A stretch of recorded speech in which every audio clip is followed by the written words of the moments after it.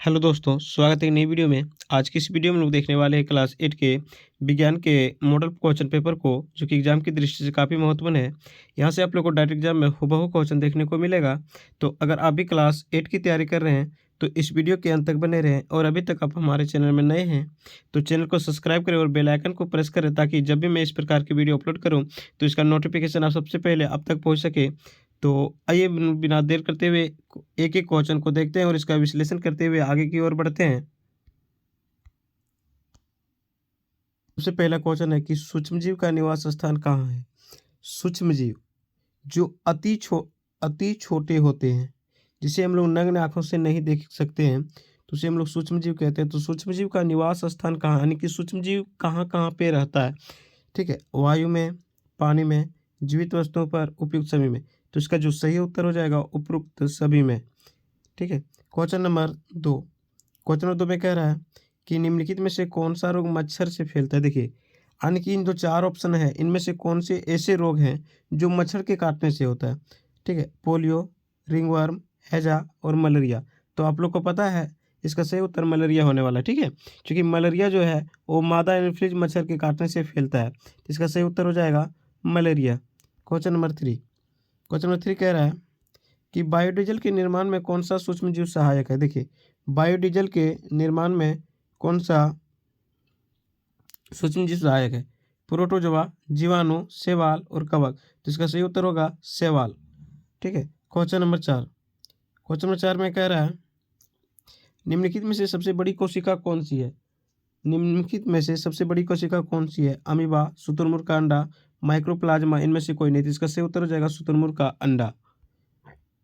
Question number 5 में कह रहे हैं कोशिका के किस भाग में गुणसूत्र उपस्थित होता है। देखिए, कोशिका के जो केंद्रक होते हैं वहां पे गुणसूत्र पाए जाते हैं ना। तो इसका सही उत्तर हो जाएगा ऑप्शन नंबर 1 केंद्रक। ठीक है, मानव में कुल कितने गुणसूत्र पाए जाते हैं। तो टोटल 23 जोड़ी गुणसूत्र पाए जाते हैं, यानी कि 46 गुणसूत्र पाया जाता है। ठीक है, अगर हम लोग बात करें पुरुषों में तो XY गुणसूत्र पाया जाता है, जबकि महिलाओं में XX गुणसूत्र पाया जाता है। ठीक है, तो नेक्स्ट हम लोग देखते हैं आगे। नेक्स्ट है कि किस धातु की भौतिक अवस्था द्रव के रूप में होती है, यानी कौन सी धातु होती है जो कमरे के ताप पर द्रवस्था में पाया जाता है। जस्ता, तांबा, पारा, टीन। तो इसका सही उत्तर होने वाला है पारा। क्वेश्चन नंबर 7 कह रहा है एक्सरे करने हेतु किस धातु का उपयोग किया जाता है। देखिए, एक्सरे के लिए लेड का उपयोग किया जाता है। इसका सही उत्तर हो जाएगा लेड। ठीक है, क्वेश्चन नंबर 8। क्वेश्चन नंबर 8 कह रहा है झारखंड के जादूगोड़ा में किस धातु की प्रचुरता विद्यमान है। ठीक है, यानी झारखंड की जो जादूगोड़ा है उसमें किस धातु की प्रचुरता विद्यमान है, यानी सबसे अधिक मात्रा में कौन सी पाई जाती है। तो इसका सही उत्तर होगा यूरेनियम। क्वेश्चन नंबर 9 में कह रहा है धातुओं का वह गुण जिससे उन्हें पीट कर चादर बनाई जा सकती है, उसे हम लोग क्या कहते हैं। तो उसे हम लोग आघातवर्धनता कहते हैं। सबसे अधिक अगर आघातवर्धन धातु आपसे पूछे तो याद रखिएगा चांदी। लेकिन अगर सबसे अधिक तन्य धातु की बात करें तो सोना होता है। ठीक है, 1 ग्राम सोना से लगभग 2 किलोमीटर लंबी तार खींची जा सकती है। तो सबसे अधिक तन्य धातु की बात करें तो सोना, और सबसे अधिक आघातवर्धक धातु की बात करें तो चांदी। नेक्स्ट देखते हैं हम लोग क्वेश्चन नंबर 10। क्वेश्चन नंबर 10 में कह रहा है इनमें से ऊष्मा की सबसे कम चालक धातु कौन सी है, यानी किसमें ऊष्मा सबसे कम प्रवाहित होती है। एल्यूमिनियम, पारा, चांदी, सोना। इसका सही उत्तर हो जाएगा पारा। क्वेश्चन नंबर 11 कह रहे हैं निम्नलिखित में से कौन सा घोल विद्युत का कुचालक होता है। ठीक है, नींबू का रस, नल का पानी, सिरका, अशुद्ध जल। तो इसका सही उत्तर हो जाएगा अशुद्ध जल। क्वेश्चन नंबर 12 कह रहे हैं किसी धातु पर इच्छित धातु की परत निक्षेपित करने की प्रक्रिया को क्या कहते हैं। तो विद्युत लेपन कहते हैं। इसका सही उत्तर हो जाएगा विद्युत लेपन। क्वेश्चन नंबर 13 कह रहा है निम्नलिखित में से किन में आंतरिक जनन होता है। मछली, मेढक, स्टारफिश और मुर्गी। तो इसका सही उत्तर हो जाएगा ऑप्शन नंबर डी मुर्गी। क्वेश्चन नंबर 14 कह रहा है हाइड्रा में जनन की विधि है। देखिए, हाइड्रा में जो जनन होती है वो मुकुलन विधि द्वारा होता है। इसका करेक्ट आंसर हो जाएगा मुकुलन।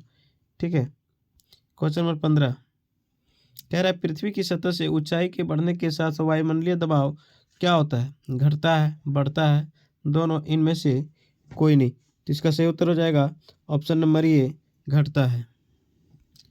क्वेश्चन नंबर 16 कि दाब का मात्रक है। देखिए, दाब का जो मात्रक होता है पास्कल, दूसरा में न्यूटन प्रति वर्ग मीटर स्क्वायर, तीसरा में है दोनों, चौथा है इनमें से कोई नहीं। तो इसका सही उत्तर हो जाएगा इनमें से दोनों। क्वेश्चन नंबर 17 कह रहा है निम्नलिखित बलों में से कौन सा संपकृत बल है? गुरुत्व बल, चुंबकीय बल, अस्थिर विद्युत बल और घर्षण बल। तो इसका सही उत्तर हो जाएगा ऑप्शन नंबर डी, घर्षण बल।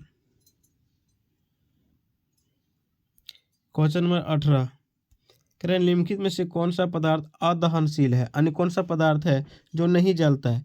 लकड़ी, कोयला, पेट्रोल, पत्थर। तो सही उत्तर हो जाएगा पत्थर। क्वेश्चन नंबर 19 में कह रहा है किसी पदार्थ के दहन का पोषक पदार्थ है, यानी किसी पदार्थ के जलने के लिए कौन सा पदार्थ आवश्यक है? कार्बन, जल, ऑक्सीजन और कार्बन मोनोऑक्साइड। तो सही हो जाएगा इसका ऑक्सीजन, ठीक है, O2। क्वेश्चन नंबर 20 में कह रहा है किसी ज्वाला का सबसे अधिक गर्म भाग कौन सा होता है?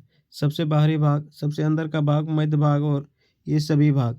तो सबसे बाहरी भाग इसका, ठीक है, सबसे बाहरी भाग जो होता है वो सबसे अधिक गर्म भाग होता है। क्वेश्चन नंबर 21 में कह रहा है निम्नलिखित में कौन दो गुणसूत्र मिलकर नर शिशु के रूप में विकसित होते हैं? देखिए नर शिशु के लिए XY होना चाहिए, ठीक है, तो इसका सही उत्तर हो जाएगा option number B, XY। Question number 22 में कह रहा है विश्व एड्स दिवस कब मनाया जाता है? तो 1 दिसंबर को एड्स दिवस मनाया जाता है। क्वेश्चन नंबर 23 कह रहा है स्त्रियों में होने वाले मासिक स्राव की सामान्य अवधि कितनी होती है? तो 28 दिन। तो इसका करेक्ट आंसर हो जाएगा 28 दिन। क्वेश्चन नंबर 24 कह रहे समतल दर्पण से बना प्रतिबिंब होता है आभासी, वास्तविक, धुंधला, इनमें से कोई नहीं। तो इसका सही उत्तर हो जाएगा ऑप्शन नंबर ए, आभासी। क्वेश्चन नंबर 25 वह यंत्र जो दृष्टि रेखा पर नहीं रहने वाली वस्तुओं को भी दिखा सकता है उसे क्या कहते हैं? पेरिस्कोप कहते हैं। इसका सही उत्तर हो जाएगा पेरिस्कोप। क्वेश्चन नंबर 26 कह रहा है आंख में प्रवेश करने वाली प्रकाश किरणों को कौन नियंत्रित करता है? पुतली, आइरिस, कॉर्निया और रेटिना। तो इसका सही उत्तर हो जाएगा ऑप्शन नंबर ए, पुतली। क्वेश्चन नंबर 27 कह रहा है वर्षा ऋतु में बोई जाने वाली एवं अक्टूबर से दिसंबर तक फसल की कटाई करने वाले को क्या कहते हैं? तो खरीफ फसल कहते हैं, ठीक है। खरीफ फसल कौन कौन सी है? तो धान, मक्का, गेहूँ, सॉरी बजरा, ठीक है, तो ये सब क्या है? खरीफ फसल है। अगला कह रहे सपोषी का उदाहरण है, यानी सपोषी का उदाहरण जो अपना भोजन स्वयं बनाते हैं। गाय नहीं होगा, बकरी नहीं होगा, तिलचट्टा नहीं होगा, अमरूद का पौधा करेक्ट आंसर होगा। यानी कि सपोषी में वही आएंगे जो प्रकाश संश्लेषण क्रिया द्वारा अपना भोजन बनाते हैं, ठीक है, तो करेक्ट आंसर हो जाएगा अमरूद का पौधा। किसी का भी पौधा हो ये क्या हो जाएंगे? सपोषी होगा। क्वेश्चन नंबर 29 कह रहे हार्वेस्टर मशीन द्वारा फसल की क्या की जाती है? जुताई, भंडारण, कटाई, ढुलाई, ठीक है, तो इसका जो करेक्ट आंसर हो जाएगा ऑप्शन नंबर सी, कटाई। क्वेश्चन नंबर 30 कह रहा है बड़े शहरों में रात्रि में चांद, तारे, ग्रह, उपग्रह क्यों नहीं दिखाई देता है? उन्हें कोई ग्रह दिखता ही नहीं है। बड़े शहरों में विद्युत सज्जा में छिप जाते हैं, धुएं से भरे आसमान में कहीं खो जाते हैं, इनमें से कोई नहीं। तो इसका जो सही उत्तर हो जाएगा option number C. Question number 31 ये सबसे दूर का ग्रह कौन सा है? सबसे दूर का ग्रह कौन सा है? नेपच्यून, शुक्र, शनि, इनमें से कोई नहीं। इसका सही उत्तर हो जाएगा option number A, Neptune. Question number 32 कह रहा है खगोलीय पिंडों की दूरी को किस इकाई में मापा जाता है? प्रकाश वर्ष, मीटर, किलोमीटर, सेंटीमीटर। तो इसका सही उत्तर हो जाएगा प्रकाश वर्ष। क्वेश्चन नंबर 33 कह रहे किस घर्षण के सर्पी घर्षण कम होता है?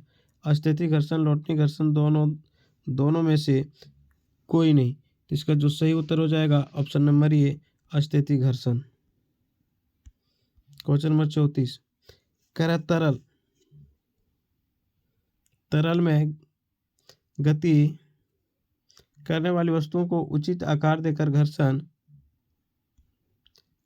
बल किया जा सकता है, अधिक किया जा सकता है, कम किया जा सकता है और समाप्त किया जाएगा, इनमें से कोई नहीं। कह रहा तरल हवा जल में गति वाली वस्तु को उचित आकार देकर घर्षण को क्या किया जा सकता है? तो इसका जो सही उत्तर हो जाएगा ऑप्शन नंबर बी, कम किया जा सकता है। क्वेश्चन नंबर 35 कह रहे किसी किस आवृत्ति की वस्तु पर तरल घर्षण कम हो जाता है? ठीक है, आयताकार, वर्गाकार, नौकाकार, वृत्ताकार। तो इसका सही उत्तर हो जाएगा नौकाकार। क्वेश्चन नंबर 36 कह रहा है प्रथम पूर्ण रूप से संश्लेषित रेशा किसे कहा जाता है?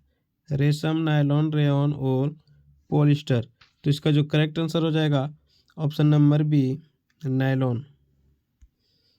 क्वेश्चन नंबर 37 कह रहा है निम्न में से किस धागे की मजबूती सबसे अधिक होती है? तो इसका करेक्ट आंसर हो जाएगा नायलॉन। ठीक है, कपास। कपास को जो है वो सफ़ेद सोना कहा जाता है। आप सब याद रखिएगा, सफ़ेद सोना। अगर काला सोना की बात करें तो काला सोना पेट्रोलियम को कहा जाता है। पेट्रोलियम को काला सोना कहा जाता है।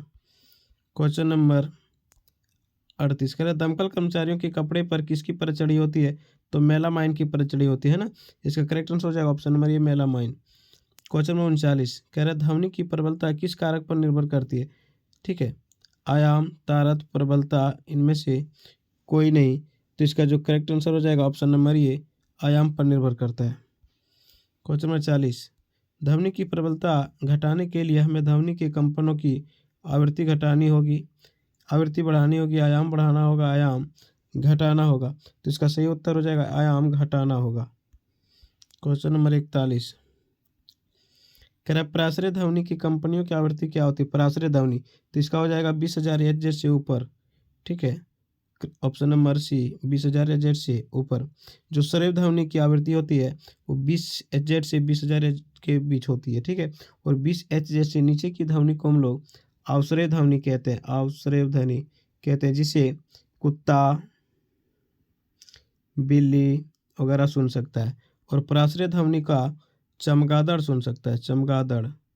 ठीक है, और इसे मानव कान सुन सकता है। क्वेश्चन नंबर 42 कह रहे रिएक्टर पैमाने पर किस तीव्रता वाला भूकंप विनाशकारी माना जाता है? ठीक है, 3 तीव्रता वाला, 4 वाला, 5 तीव्रता, 7 या उससे अधिक। तो इसका सही उत्तर हो जाएगा 7 या उससे अधिक। क्वेश्चन नंबर 43 कह रहा है वायुमंडलीय विद्युत की खोज किसने की थी? वायुमंडलीय विद्युत की खोज किसने की थी? थेल्स ने, बेंजामिन फ्रैंकलिन ने, न्यूटन ने और विलियम गिलबर्ट ने। तो इसका सही उत्तर हो जाएगा बेंजामिन फ्रैंकलिन ने। क्वेश्चन नंबर 44 कह रहा है उनसे रगड़ी गई एबोनाइट की छड़, उनसे रगड़ी गई एबोनाइट की दूसरी छड़ को आकर्षित करती है। उनके साथ घिसने वाली एक और एबोनाइट रोड पर कोई प्रभाव नहीं पड़ता है। रेशम से रगड़ी हुई कांच की छड़ को आकर्षित करती है। रेशम से रगड़ी गई कांच की छड़ को प्रतिकर्षित करती है। तो इसका सही उत्तर हो जाएगा option number D. Question number 45 कह रहा है वायुमंडल में किन गैसों की वृद्धि से विश्व तापन की समस्या हो रही है? तो CO2 की वृद्धि से विश्व तापन हो रहा है और SO2 की वृद्धि से अम्लीय वर्षा हो रहा है, अम्लीय वर्षा। जबकि CFC के कारण, CFC क्लोरोफ्लोरोकार्बन के कारण ओजोन परत की क्षति हो रही है, ओजोन परत की क्षति हो रही है। तो इसका सही उत्तर हो जाएगा यहाँ पे CO2, कार्बन डाइऑक्साइड। हमारे वायुमंडल में सबसे अधिक मात्रा में अगर कोई गैस पाया जाता है तो वो नाइट्रोजन है जो 78% पाया जाता है। इसके बाद ऑक्सीजन है जो कि 21% के लगभग में पाया जाता है, 20.80 यानी कि 21%। क्वेश्चन नंबर 46 कह रहे पृथ्वी पर पाए जाने वाली विशाल विवर्तनिक प्लेटों की संख्या कितनी है? 6, 7, 8 और 10। तो इसका करेक्ट आंसर हो जाएगा ऑप्शन नंबर ये 6। क्वेश्चन नंबर 47 कह रहे ताजमहल में लगे पत्थरों का क्षरण हो रहा है, इसका मुख्य कारण क्या है? इसका मुख्य कारण होता है अम्लीय वर्षा। ठीक है, CNG जो होता है उसको वाहनों में उपयोग किया जाता है, वाहनों में। जबकि LPG जो है इसका घरेलू गैस सिलेंडरों में उपयोग किया जाता है, गैस सिलेंडर में उपयोग किया जाता है। ठीक है, क्वेश्चन नंबर 48 कह रहे द्वितीय प्रदूषक है carbon dioxide, sulphur dioxide, nitrogen के ऑक्साइड, सल्फर एवं नाइट्रोजन के अम्ल। तो इसका सही उत्तर हो जाएगा ऑप्शन नंबर डी, सल्फर एवं नाइट्रोजन के अम्ल। क्वेश्चन नंबर 49 कह रहे कुछ प्रजातियों का विलुप्त होने और गायब होने का क्या कारण है? आवासों का विनाश, पेड़ लगाना, वनों का संचरण और शिकार। ठीक है, तो इसका सही उत्तर हो जाएगा, पहले ऑप्शन देख लेंगे, 1 और 2, तीसरा और चौथा, दूसरा और तीसरा, पहला और चौथा। तो इसका करेक्ट आंसर हो जाएगा ऑप्शन नंबर बी, दूसरा और तीसरा।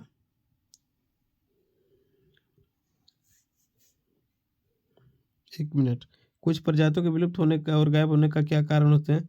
तो आवासों का विनाश पहला, और क्या है, वनों का शिकार पहला और चौथा, यानी कि पहला और चौथा, ऑप्शन नंबर डी हो जाएगा, पहला और चौथा। क्वेश्चन नंबर 50 कह रहे हैं पेट्रोलियम का कौन सा उत्पाद सड़क निर्माण हेतु उपयोग में किया जाता है? Coke, gas, petrol, bitumen. तो इसका सही उत्तर हो जाएगा बिटुमिन। ठीक है, तो ये जेक द्वारा जारी किए गए मॉडल क्वेश्चन पेपर का 50 क्वेश्चन था, जो कि एग्जाम की दृष्टि से काफ़ी महत्वपूर्ण है। यहाँ से कई क्वेश्चन आप लोग को एग्जाम में डायरेक्ट हूबहू देखने को मिलेगा। तो अगर वीडियो अच्छा लगा होगा तो चैनल को सब्सक्राइब कर लीजिएगा और अपने दोस्तों तक शेयर जरूर कीजिएगा।